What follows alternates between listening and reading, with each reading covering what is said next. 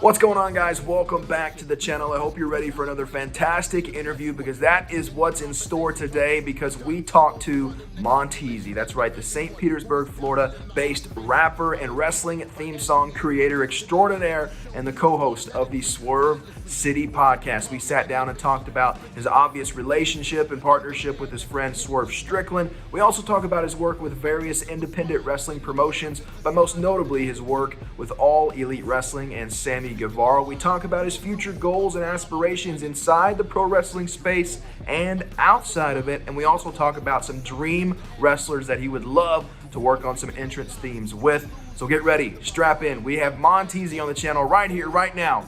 I hope you love it. So are you in St. Pete right now or Clearwater? Where are you at? Yes, I am. I'm in my apartment here in St. Pete. This is where I'm at. So I've always been here for a long time, man, for years, about 15 years. So Oh wow. I am thoroughly loving the Florida weather. Originally from New York, so it feels good to be here. And I'm always traveling, doing stuff, wrestling stuff, but to to be here in St. Pete, man, I love it, brother. I love it. I am not leaving anytime soon, at least. So what brought you down there? Like obviously from New York, been here 15 years. What kind of brought you down here other than the nice weather? Really, it's just been the atmosphere, man. The atmosphere, the people are different. I'm originally from New York, so the cultures are different. New York. I left New York at an early age, but I always had that kind of hustle. You know what I mean? That New York type hustle, and I was able to take it down here in Florida. And growing up here, have that same hustle, same mindset, and being able to just take that and to push that to the next level. So when I got into wrestling, I was able to take that and take that same hustle and to build it that way. So I love it, man. I love it here. And so if you don't mind me asking as well, my next Sure. question will be how old are you? If you don't mind me asking. 35. 35, man. It's okay. Yeah, so you said you grew up here. I was trying to pinpoint how old you were, but yeah, it definitely makes sense going from 20 to 35. It's definitely a whole lot of life changes, I would say for sure. Oh, actually, it was earlier than that. I mean, I resided, but traveling back and forth. So it's really been about maybe 20, Oh wow.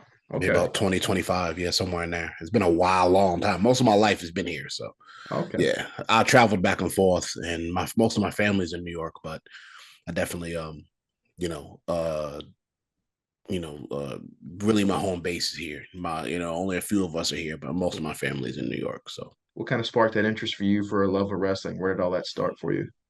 well, that all started with me from, like I said, I'm 35. So my first pay per view was WrestleMania 8, 1992, was the Hoosier Dome. The very first matches I remember watching in its entirety was Bret Hart versus Roddy Piper, which is one of my favorite matches of all time. Intercontinental Championship. Roddy Piper was the champion. Bret Hart is my favorite wrestler of all time, and they had the match. And Bret Hart was bloody, had a bloody eye and everything, and he won at the end. That match had that one was Hulk Hogan versus Sid Justice, Macho Man versus Ric Flair.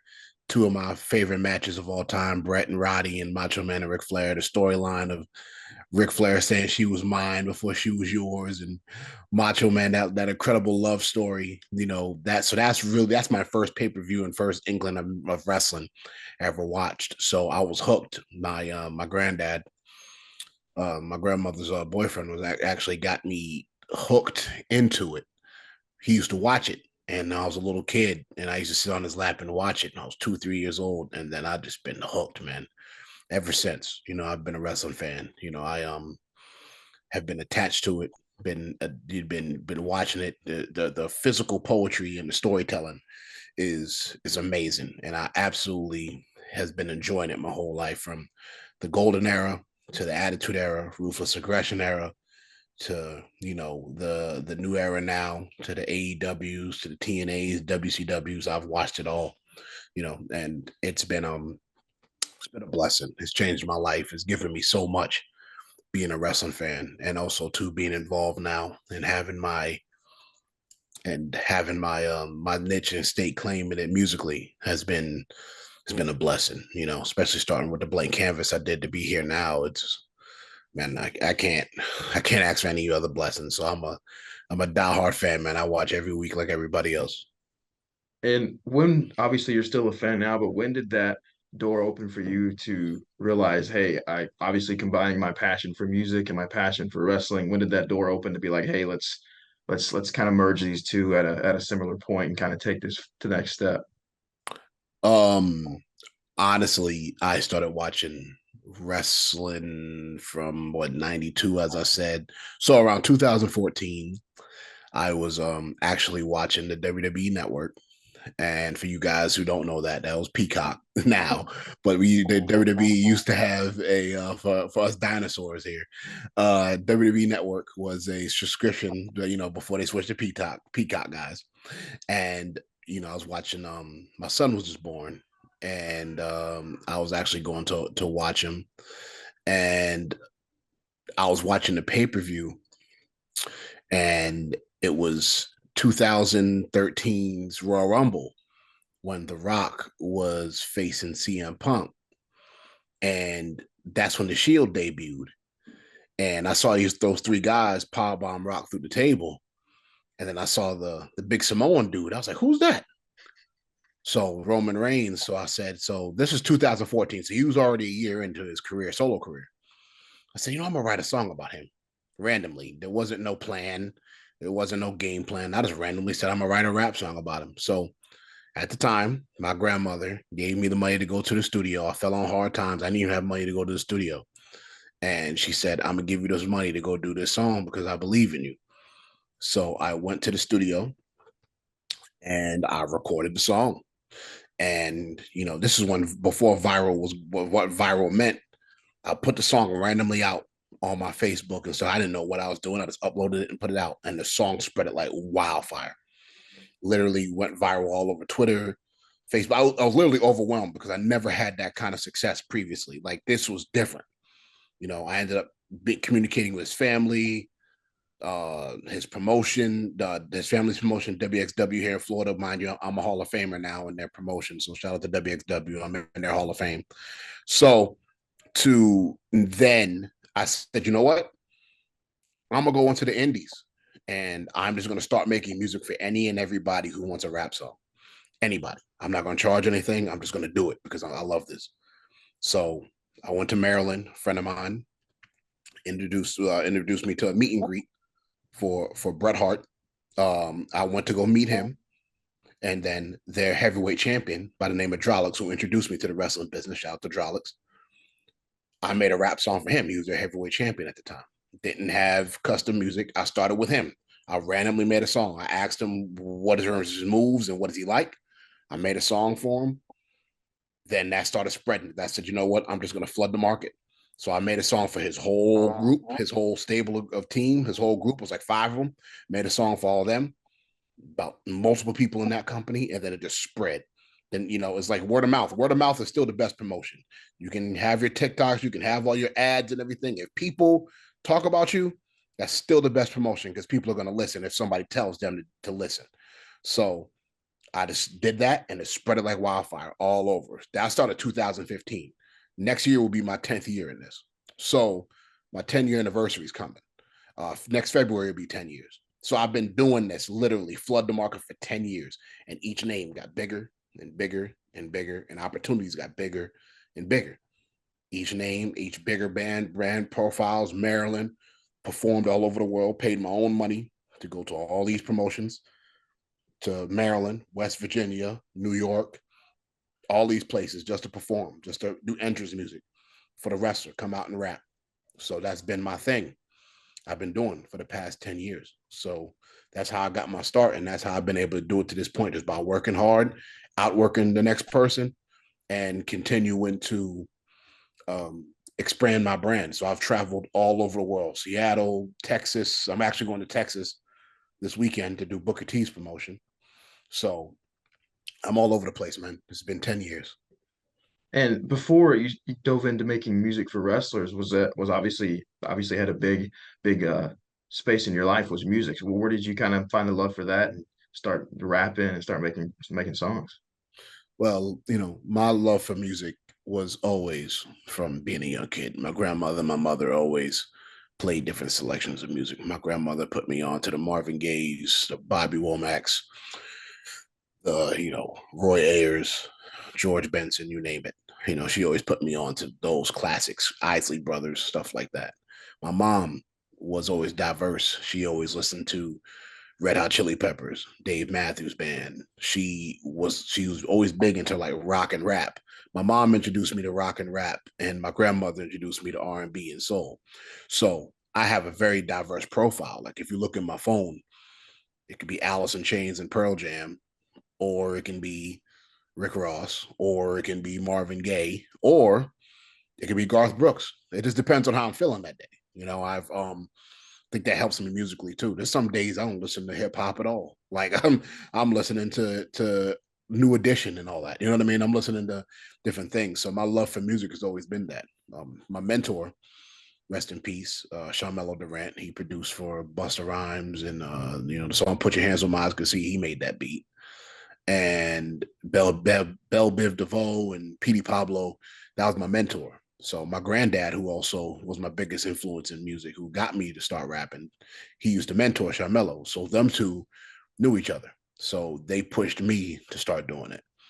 And I wrote my first rhyme when I was about 12, about in high school. It had to be about 14, actually 14. I was sophomore in high school. I started writing raps. And good God, was I terrible. I was bad, man.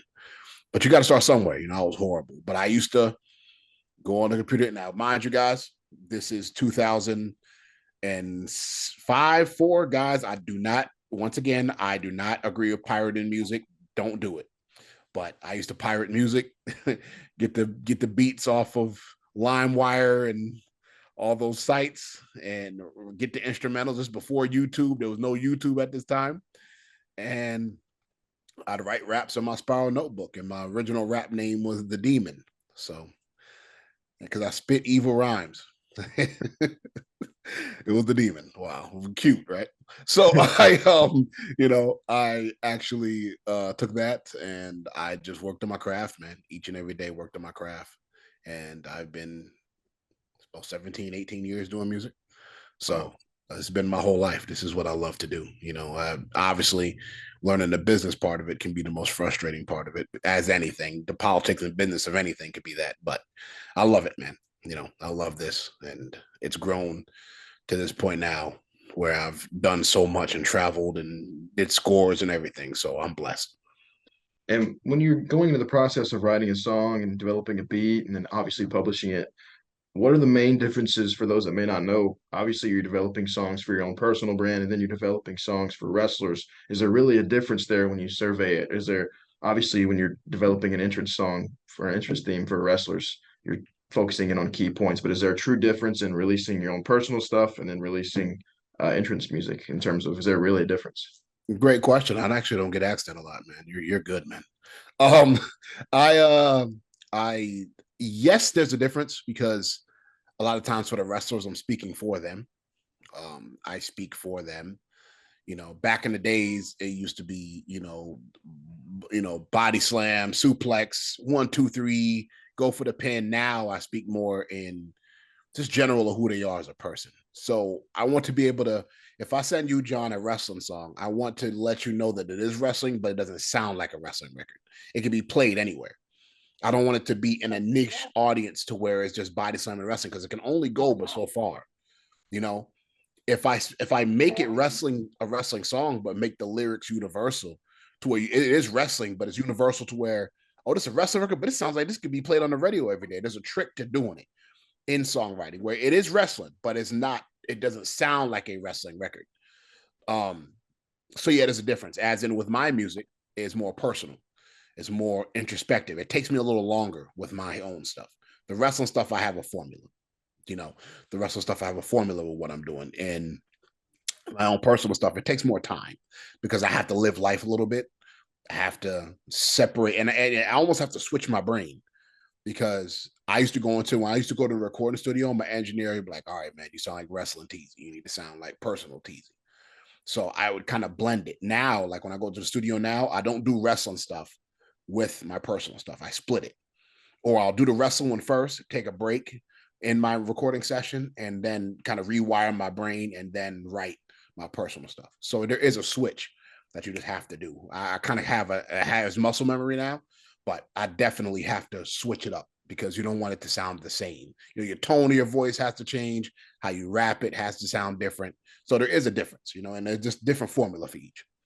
And when you survey the landscape of wrestling themes now, what's kind of your opinion on the lay of the land of how things have shaken out in all various companies, whether it be WWE, AEW? What's kind of your opinion on the lay of the land in terms of entrance music for superstars, that are, new on the scene or have been around? What's kind of your opinion on how things have been produced the last few years? I think things have been great. I think things have been great. I think AEW, shout out to my man Mikey Ruckus, who co-signed me in AEW, and my song for Sammy Guevara was the first song to debut, second song actually in the first match of AEW's televised history. That match, Cody Rhodes versus Sammy Guevara, was the first televised match on cable for AEW, and my song played on that for the very first match. So, I think it's great. I think it's growing. I do think Jim Johnston is still the greatest of all time for WWE. I still think his themes will always be unmatched. And this is humbly me saying this. Out of I've done over 300 rap songs to this day of wrestling themes, and I still don't think I've made a better song than the NWO Wolfpack theme for Kevin Nash and the Wolfpack. I still don't think I have. I've tried. Literally, I've tried. I think "Don't Turn Your Back on Wolfpack" is the greatest wrestling rap theme to ever exist. And I've tried to top it, and I haven't. So, that just shows you how much time back then, how great those songs were. You know what I mean? And how impactful they were in the late 90s, early 2000s with Jim Johnston and some of the WCW themes. I think now, though, it's doing great. I think it depends on the wrestler and how they obviously sell it. And the song, like you hear Cody Rhodes' song, which is getting the fans involved. Seth Rollins' theme gets the fans involved. My song for Sammy Guevara gets the fans involved.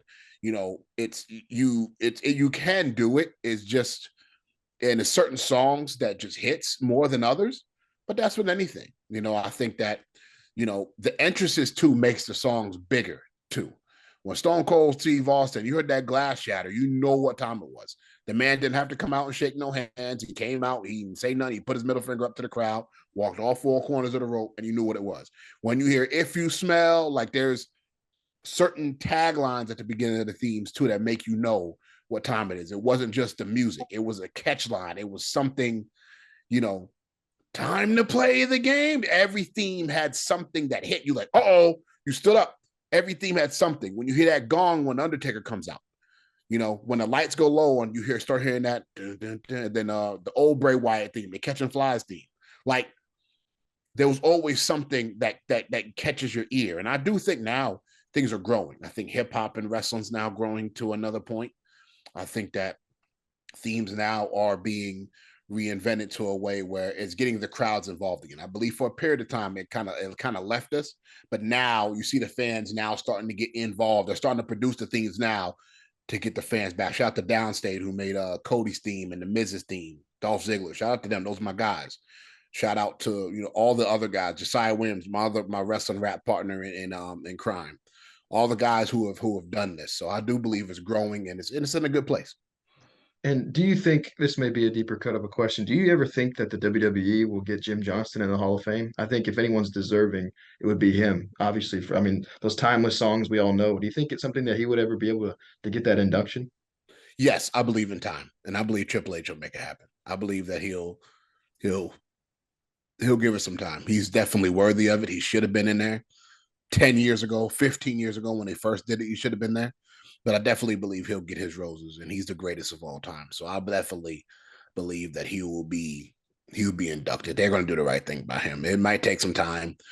Some guys get in there more than others, but and it's like the I don't know if they're going to put him like the celebrity wing or the musician wing. I don't know how they're going to do it, but he will be there. He will have his speech. He'll have his roses. He'll get it.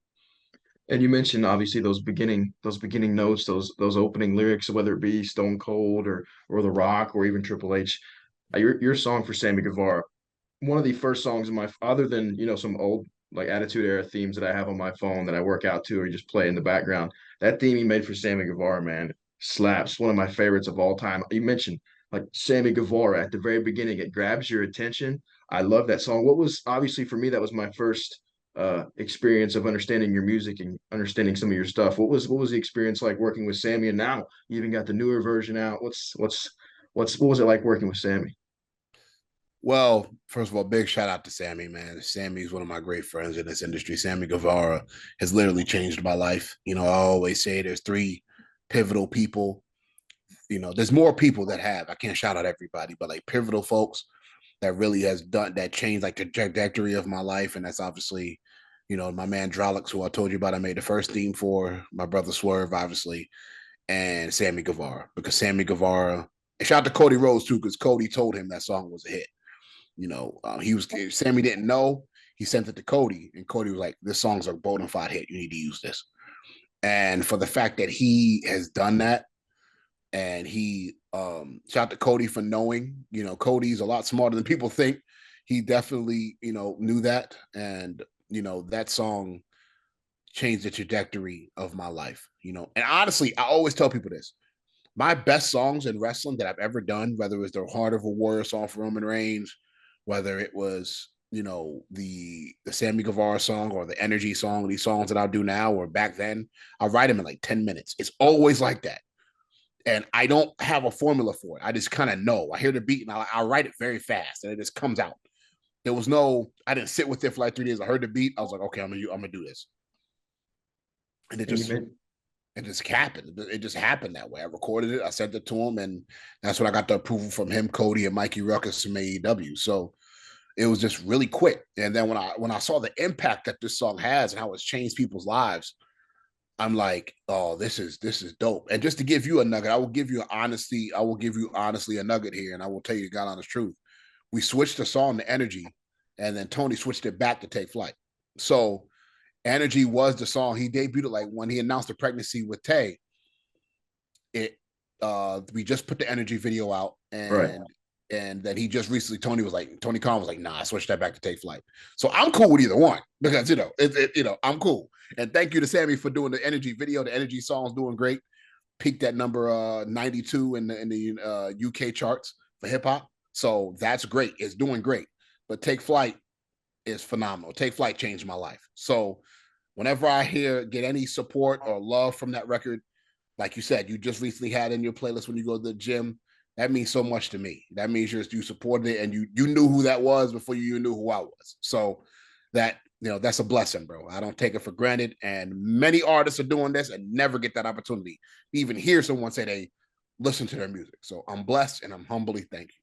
Well, it's such a great song and a great beat, but like the simplicity of it, all you're doing at first is just saying his name, and it just grabs so much attention, dude. And it's just like, I don't know, something about it is because you wouldn't think, just obviously he's coming out there for his match, and the first thing you hear is his name before the ring announcer even says his name. So it's just, I don't know, it's just something that's really really cool. But you mentioned Swerve. Obviously, you guys have been doing the Swerve City podcast 6 years today, I believe. Yes. Today is the anniversary of when we started our podcast together. We shot our first episode. Sammy Callahan actually was the director of it for about a year or two. Sammy Callahan was our editor.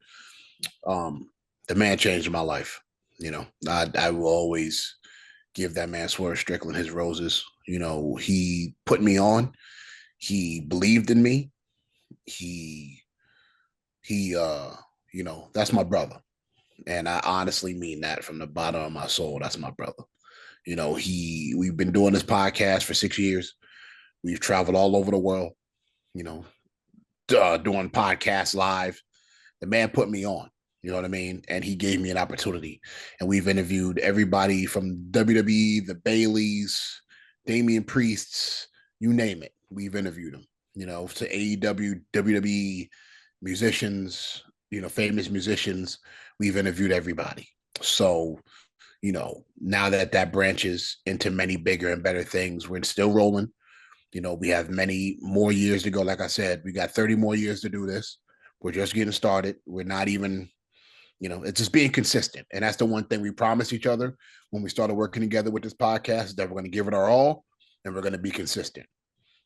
We're going to make sure we put our heart and soul into this, and we're going to keep grinding and keep pushing. So it's been 6 years. We do the podcast together. Now we've done music together. Now he's branched off and does his music, and we're still a team. We're still working. So, we're all hands working the pot. And like the old folks say, man, competition is more of a standard way of thinking, when true way of winning is collaboration. Collaboration is how you get far in life. If you want to go somewhere fast, you can do it alone. But if you want to go somewhere right and have longevity, you do it together. So we decide to do it the right way and do it together. How did that relationship kind of start? Because obviously you guys are clicking, you have similar passions in wrestling and music, and now you guys are doing a podcast. So I'd assume you have to like each other for at least a little bit of time to be doing a podcast for this long. So how'd that all start? How did you guys cross paths? Now see, man. I love your interview style because you're a lot like me. So I love it. I could tell you're going. I'm just going to say this live, everybody. I could tell a man's prepared, but I could tell he's just going off a feeling on the interview. I love this guy already because I'm the same way. I have stuff in my head I want to say, but when the conversation is good, I just have to say this live because this is dope. One of the best interviews I've had in a long time. Yes, one thing that's very, very important about this and working with people is that you have to like each other. It's one of the most underrated things. People get into business and they don't know each other. They don't like each other as people. If you like each other as people, it makes everything so much easier when it comes to business. It makes everything easier when it comes to success and being able to work together with someone. Yes, you can be in business with people, but you're only going to go so far if you don't like them. We're not under contract with this. This is a man-to-man word thing. This is, hey, let's do this. You got my word. I got your word. We're going to grind. We're going to make history. That's how we did this. That's how we started. We met in 2015. That same show I told you about, the same guy, Drolix. Drolix was in the main event of a show in Maryland. I performed a theme song for Drolix that night in Maryland, and Swerve was in that match against him. So I met him in 2015. So in 2017, we start the podcast. And the first important thing he said to me, which I'll now always say this every interview, and I will always say this because I will give him his flowers. When I did an interview with him, I booked him for an interview personally. I paid him for an interview, and the interview went great. It's on YouTube right now. You'll see the very first interview I ever did with a wrestler. Second interview was with him. I did one with Jimmy Hart, then him. And then I said, let's thank you, brother. First thing he did was invited me to make his theme song. Then the second thing he said was, hey, let's do a podcast and I want you to be my partner. That was very important to me because it wasn't just, hey, join my podcast and be my co-host. It was like, no, we're partners. We're 50-50. That was very important to hear. And that made me more invested in the situation because even though he was the bigger brand, he didn't have to do that. In wrestling, he put me on the map, but he called me a partner. So the same thing happened when he wanted to get into music. When I told him, hey, man, I believe you can rap. And I remember we had a conversation in the car one time. He's like, yeah, man, I'm kind of like your artist, man. I was like, nah, man, you're my partner, bro. You're not my artist. I just gave you the tools and gave you the tutelage for you to take it and become your own man. And that's what it's about. So if you treated me as a partner in the podcast world, I'm going to do the same for you in music. And that's it. And it's that equal respect. And that's the thing that we give each other. So we've been 6 years working, 8 years as friends, 6 years working together. And it's been nothing but love. You know what I mean? I'm proud of him. He's killing it on AEW every weekend. I'm proud of my brother. And, our brotherhood is built up. He just dropped his project. It couldn't be me. Make sure you guys get that on all streaming platforms, along with my music on all platforms. And couldn't be proud of our brother. And we're really just getting started because now the level is building, for the things that we're doing. It's getting even bigger. So let's continue to keep making history. And I'm proud of him. And when you guys start something like this, a podcast 6 years ago, the passion from the beginning obviously is probably to an immense level. Over 6 years of time, when you reach lulls or if you guys ever reach a point where maybe you're burnt out, do you reflect on that passion from the beginning to keep you guys going? Because 6 years of time, obviously, that's a lot of dedication to go along with other projects as well. where do you kind of inspire yourself to continue the 6 years, to continue even be six more, even like you said, to get to 30 years? Well, we don't ever stop. It's consistency. Consistency is the biggest tool. Consistency and adaptation is the biggest tools to being successful.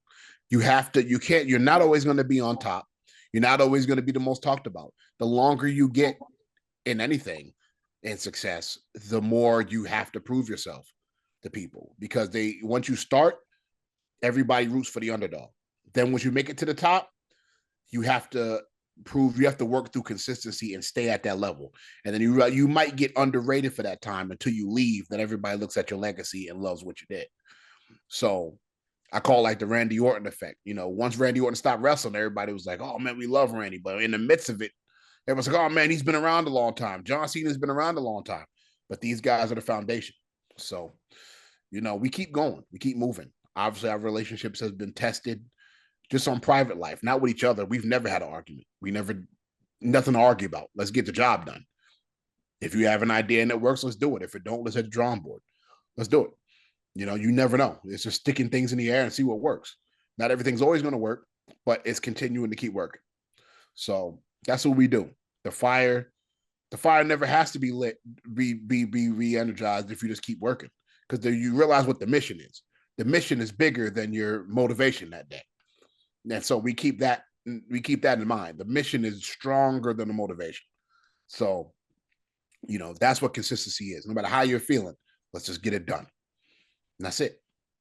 And when it comes to your music, did you ever envision yourself being a part of a video game, having 5+ songs and a AEW fight forever? Because obviously wrestling and video game world, as we've seen over the last few years, obviously those worlds combine a lot in terms of passions and, people just having different respective opinions in terms of video games and music and wrestling. You're in a video game, man. Your music's in a fight forever. What's that like for you to take part in something so cool? Man, I'm always the type of guy who I say, yo, man, I just want to move to the next thing. But I really sat with this for about 2-3 weeks. I sat with this because this is rare. Many people will never get that one song, let alone as many as I had on there. I am blessed. I am blessed to be able to do that. I'm blessed to be able to put my brothers in position to help other artists get opportunities for that, and doing good business, doing things the right way, helping putting other artists on. And just to have that opportunity to do that is amazing. Like, I can't tell you, man, how excited this is.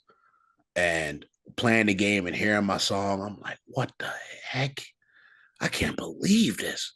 Like, the multiple songs I have on there, then playing the menu music and looking through the soundtrack and see it. The first thing I did when I turned the game on was go straight to the menu and the jukebox. So I'm like, yo, what the heck? And then you see your name and you hear the music, you're like, yo, this is wild. It's wild. Like, I am blessed beyond belief. It's a dream. I wrote it down for my goals when I first started making music. I wanted my music in the video game. And it's kind of a pipe dream because you never really know how to get there. It's the music industry is a very closed niche market. You kind of don't know. You got to work your way into opportunities. But to have these 5 songs on this video game means everything to me, dude. You don't understand what it's done for me, my spirit, my happiness. I can check that off the list that this happened in my life. And I'm here forever. I'm immortalized. So, when people are downloading this game 40 years from now and they're getting playing it on their computer, the song's going to pop up still. So I'm blessed, man. It's amazing.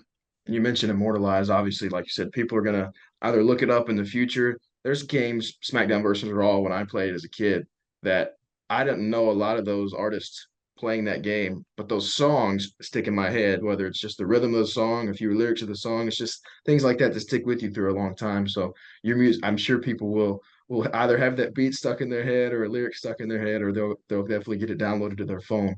But in terms of being immortal, legacies, what is the kind of the next chapter for you? Obviously, making music for the Big Three with Coach Michael Cooper. I saw that interview. That was great too, by the way. Thank you, brother. Thank you. And then obviously the Orlando Guardians. But what's next for you? What's kind of on the horizon for you? What's next for Monteasy? Yes. Well, I'm going to be working on my Monteasy's Table podcast. I got some big things coming up for that starting later this year. step up in production, things that I'm going to be doing for Monteasy's Table Podcast. Swerve City Podcast is still cooking. We have many big guests coming. We're still moving. We're still grinding, still investing. That's still popping.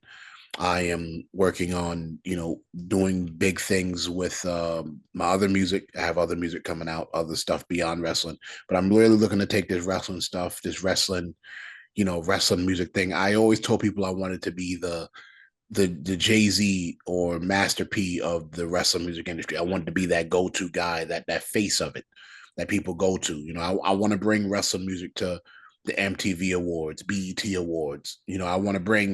I want theme music to have its own category in the wrestling and the music awards someday. Theme song of the year. So many great theme songs. Why aren't there awards for it every year? Why at these why at these award shows there isn't a theme song of the year? All these great theme songs that were made for all these great movies and stuff like that aren't getting their theme song of the year awards. I want to bring that. I want to be the guy to bring that in. So that's my next step, is to elevate my platform and to bring this to a whole nother level of what I'm trying to do. So I'm trying to become a mogul affiliate, shout out to Swerve, but really a mogul of wrestling, of themes, not just wrestling themes, but themes in general for anything. I want to be able to be that person to bring that to the upper echelon platforms. So that's my goal, is to step it up and get into more in the executive direction, and also build what I'm already doing. I have many themes from many other platforms coming, many different other things besides wrestling, and then continue to build on wrestling as well. I have wrestling songs already made up to 2 years, so I'm already good on that. So, yeah. Said you were good on it, but I do have to ask, in terms of who wrestlers out there now, if you could either take a person's song and remake it to your own, or if there's a dream artist or dream wrestler you'd like to work with, I want to know who that is. That I haven't yet, that I want to work on a song for, that I haven't yet, that somebody I would like to. Oh, that's a good question. Maybe my bro Eddie Kingston, my bro Eddie Kingston, or Eddie Kingston. Ooh, I'll give you one more. I like to do something for Finn Balor too. I like Finn Balor a lot, man. Or Damian Priest, one of them three. Damian Priest isn't really a rap guy, but Damian Priest, Finn Balor, yeah. One of those two. Yeah. Eddie Kingston too. One of those three, for sure. That's awesome, man. I appreciate you taking the time today, my friend. It's awesome getting to know you and hearing your story and chronicling your journey. I love the podcast, love all your work, and I appreciate you taking the time today. Hey, no problem, brother. You got my number, man. Let's stay in touch. What a guy. Monteasy, the one, the only, the GOAT of professional wrestling themes. A lot of greatness in store for him with his 10-year anniversary on the way in wrestling coming up in February of next year. But guys, if you like that interview and you want to see more, be sure to subscribe to the channel, like this video, leave a comment, turn the bell on for notifications, because there is certainly more in store. But for now, that wraps up this video. Hope you guys stick around for whatever else is in store right here on the channel. We'll see you next time.